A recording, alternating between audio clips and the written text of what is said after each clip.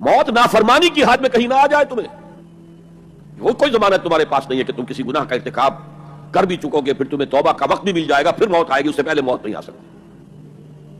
کیا معلوم عین اس گناہ کے ارتکاب کے دوران موت آ جائے، وہ موت کیسی ہوگی؟ شاید آپ کے علم میں ہو، لکھنؤ کے ایک بہت بڑے شاعر تھے اور ان کی موت بہت ہی مکروہ حالات میں واقع ہوئی۔ رات کو 2-3 بجے، جس کو آپ انگریزی میں کہتے ہیں the small hours of the morning, شراب خانے سے نکلے نشے میں دھت، چکر آیا، گرے، اور ساتھ ہی بدرو جا رہی تھی گندی نالی، اس میں گر گئے، وہاں سے لاش برآمد۔ کیسی موت ہے یہ؟ نافرمانی کی حالت میں موت آئی ہے، شراب کے نشے کی حالت میں موت آئی ہے۔ اور کیا یہ ممکن نہیں ہے کہ کوئی شخص بدکاری کا ارتکاب کر رہا ہو، عین اسی فعل کے دوران موت آ جائے؟ اچھا، اب اگر آپ نے طے کر لیا نہیں مروں گا مگر حالت فرما برداری میں، تو اس کی ایک ہی شکل ہے، کوئی لمحہ بھی نافرمانی میں بسر نہ ہو، مبادا اسی لمحے موت آ جائے۔ ہر لمحے کا پہرا دیجئے، ہر ساعت کی پوری حفاظت کیجئے، کہیں نافرمانی کا کوئی ارتکاب نہ ہو اور عین اس حالت میں کہیں موت نہ آ جائے۔ میں وہ حدیث آپ کو سنا چکا ہوں، لا یزنی الزانی حین یزنی وہو مومن، کوئی زانی حالت ایمان میں زنا نہیں کرتا، جب وہ زنا کر رہا ہوتا ایمان اس کے دل سے نکل کر اوپر سر پر منڈلاتا رہتا۔ کوئی چور حالت ایمان میں چوری نہیں کرتا، ولا یسرق السارق حین یسرق وہو مومن، کوئی شرابی حالت ایمان میں شراب نہیں پی سکتا، ولا یشرب الخمر حین یشرب وہو مومن۔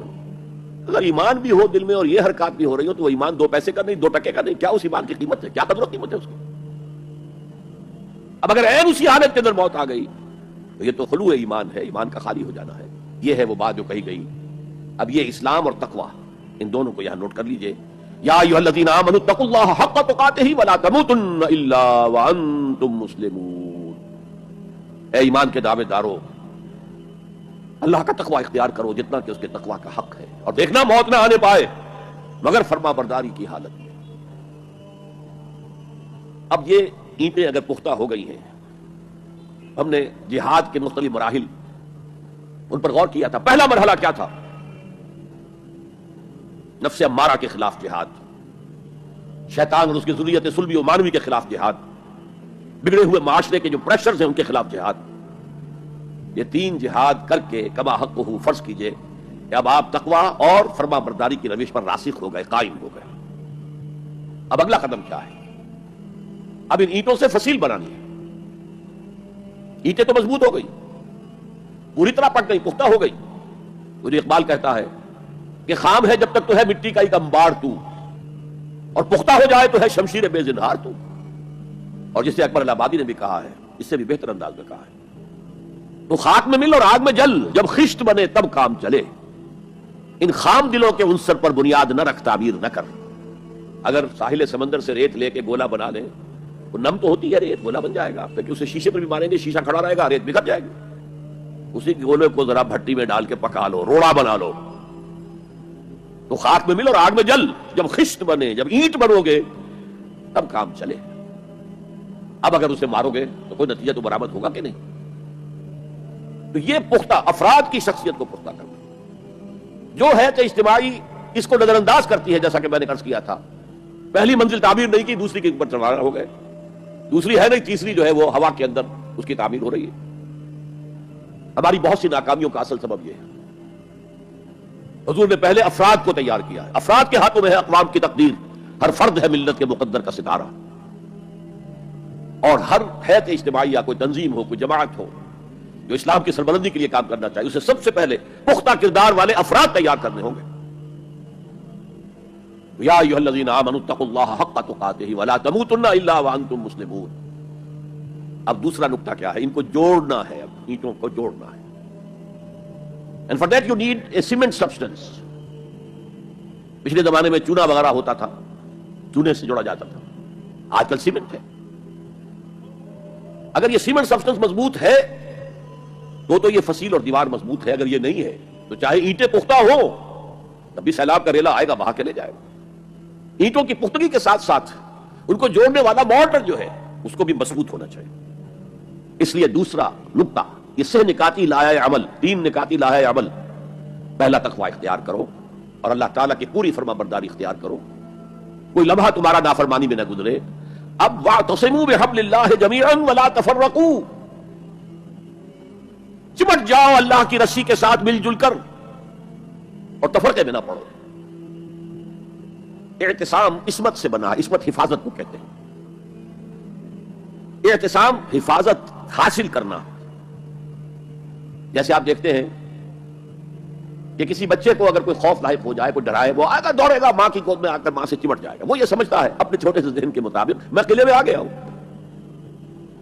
یہ دوسری بات ہے کہ کوئی سفاک انسان، جیسے فسادات ہوتے ہیں یا جیسا کچھ 47 میں ہوا تھا، کوئی سفاک بھیڑیا صفت انسان آئے، بچے کو کھینچے ماں کی گود سے، اچھالے اور کسی نیزے میں پرو لے.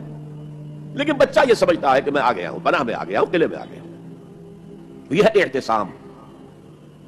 اور عجیب بات یہ ہے کہ جو اس سورہ مبارکہ کی جو ہم نے شروع کی ہے آیات، وہاں سے ایک آیت پہلے جو ہے 10ویں رکوع کی آخری آیت، وَمَن يَعْتَصِم بِاللَّهِ فَقَدْ هُدِيَ إِلَىٰ صِرَاطٍ مُسْتَقِيمٍ. یہاں حبل اللہ نہیں ہے، جو اللہ کے ساتھ چمٹ جائے تو اس کی ہدایت تو ہو گئی صراط مستقیم کی طرف. اللہ سے جڑ جاؤ. سورہ حج کی آخری آیت کے بھی آخری الفاظ یہی ہیں، وَاعْتَصِمُوا بِاللَّهِ فَأَقِیمُوا الصَّلَاةَ وَآتُوا الزَّکَاةَ وَاعْتَصِمُوا بِاللَّهِ. وہ تمہارا پشت پناہ ہے.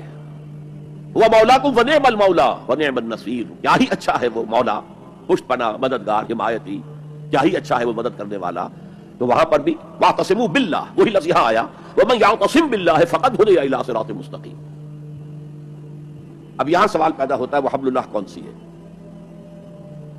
اب اصول یہ سامنے رکھیے کہ قرآن مجید میں اگر محسوس ہو کہ کسی جگہ پر کوئی ابہام ہے، اجمال ہے، کہیں وضاحت کی ضرورت ہے، تو یہ حق ہی نہیں فرض ہے محمد رسول اللہ صلی اللہ علیہ وسلم کا کہ اس کو بیان کریں، واضح کریں، تبیین کریں. انزلنا الیک الذکر لتبین للناس ما نزل الیہم. اے نبی، ہم نے آپ کی طرف یہ ذکر اس لیے نازل کیا ہے کہ آپ لوگوں کے لیے واضح کریں وہ شے جو ان کے لیے نازل کی گئی، ان کی طرف بھیجی گئی. آج ایک عظیم ترین فتنہ ہمارے ہاں جو ہے وہ انکار حدیث کا ہے. وہ گویا کہ حضور کو یہ حق ہی دینے کو تیار ہے کہ قرآن مجید کی آیات کی توضیح کریں، تبیین کریں، جہاں کہیں کوئی سوال پیدا ہو اس کا جواب دیں. لیکن یہ جان لیجئے یہ حضور کا صرف حق نہیں، فرض. مجھے ایک بڑا تلخ تجربہ ہوا تھا لاہور میں 1973 میں، وہ جو عالمی کانفرنس ہوئی تھی لاہور میں، دنیا کے تمام مسلمان ملکوں کے سربراہ وہاں جمع تھے. تو اس زمانے میں اس آیت کا بڑا چرچا تھا، اخبارات میں بھی بڑے بڑے اشتہار شائع ہو رہے لوگوں کی طرف سے، وَاعْتَصِمُوا بِحَبْلِ اللَّهِ جَمِيعًا وَلَا تَفَرَّقُوا. رکشاؤں کے پیچھے بھی بینر لگے ہوئے ہیں، ٹیکسیوں کے پیچھے بینر لگے ہوئے ہیں، وَاعْتَصِمُوا بِحَبْلِ اللَّهِ جَمِيعًا. بینر آویزاں ہیں سڑکوں پر جا بجا. لیکن میں ایک پریس میں گیا کہ جہاں میری ایک کتاب چھپ رہی تھی اور تاخیر ہو رہی تھی، تو میں ذرا ان سے کہنے گیا جلدی کرو. وہاں ایک صاحب آئے ہوئے تھے اور بدقسمتی سے آزاد کشمیر، جو ہمارے ہاں آزاد کشمیر کہلاتا ہے، آپ کے ہاں وہ مقبوضہ کشمیر کہلائے گا، اس کے وہ محکمہ جو انفارمیشن ڈپارٹمنٹ کے سیکرٹری تھے، اہم تھے. ان کا یہ کیا بات، یہ لا یعنی کلام ہے، بے معنی کلام ہے. فَاعْتَصِمُوا بِحَبْلِ اللَّهِ جَمِيعًا. کہاں ہے وہ رسی؟ کس کو رسی؟ کون سی رسی کو پکڑوں؟ بہت صدمہ ہوا، لیکن کیا کیا جائے؟ اصل میں کمیونسٹ ذہن کے تھے. اب اس لیے وہ اللہ کے رسول نے واضح کیا ہے کہ حبل اللہ کون سی ہے. میں وہ حدیث آپ کو سنا چکا ہوں، حضرت علی رضی اللہ تعالیٰ عنہ سے جو مروی ہے نبی اکرم صلی اللہ علیہ وسلم، ترمذی شریف اور دارمی یا بہقی میں موجود ہے. تو اس میں یہ الفاظ میں هو حبل اللہ المتین وهو الذکر الحکیم وهو الصراط المستقیم. حضرت علی فرماتے یہ ہیں کہ میں نے سنا حضور نے ارشاد فرمایا ان قریب ایک بہت بڑا فتنہ رونما ہوگا، انہا ستکون فتنۃ. میں نے سوال کیا مل مخرج منہا یا رسول اللہ، اے اللہ کے رسول فرمائیے اس سے نکلنے کا راستہ کون سا ہوگا، مخرج کون سا ہوگا، ایگزٹ کون سا ہوگا. یا آپ کے ہالز میں جہاں ایگزٹ لکھا ہوا ہوتا ہے سرخ سی بتیوں کے ساتھ، عرب ممالک میں مخرج لکھتے ہیں اس کو، نکلنے کی جگہ، بھاگنے کی جگہ. اگر کہیں دھواں بھر جائے، کہیں آگ لگ جائے تو بھاگو ان روشنیوں کی طرف، ان دروازوں کی طرف، وہ کھل جائیں گے. تو جب حضور نے فرمایا کہ انہا ستکون فتنۃ، تو حضرت علی کہتے ہیں میں نے پوچھا بل مخرج منہا یا رسول اللہ، فرمایا کتاب اللہ. فتنوں سے بچانے والی اور فتنوں سے نکالنے والی شے صرف کتاب اللہ ہے. فیہ خبر ما قبلکم ونبأ ما بعدکم وحکم ما بینکم. اس میں تم سے پہلے جو اقوام تھی ان کی خبریں موجود ہیں، تمہارے بعد آنے والی جو چیزیں ہیں ان واقعات کا تذکرہ موجود ہے، اور تمہارے درمیان جو اختلافات بھی رونما ہو سکتے ہیں ان سب کا حل موجود ہے۔ وَهُوَ حَبْلُ اللَّهِ الْمَتِينُ وَهُوَ صِرَاطُ الْمُسْتَقِيمُ وَهُوَ ذِكْرُ اللَّهِ الْحَكِيمُ، اور یہی تو ہے اللہ کی مضبوط رسی، اور یہی تو ہے الذکر۔ تم نے الذکر نمبر کیا بنا لیے ہیں، کس طرح کے اذکار، سب سے بڑا ذکر الذکر، یوں سمجھیے دی ریممبرنس از قرآن، اور یہی صراط المستقیم ہے جس کی تم ہر نماز کی رکعت میں استدعا کرتے ہو، اہدنا الصراط المستقیم، یہ صراط مستقیم ہے تو صحیح۔ تو حبل اللہ قرآن ہے۔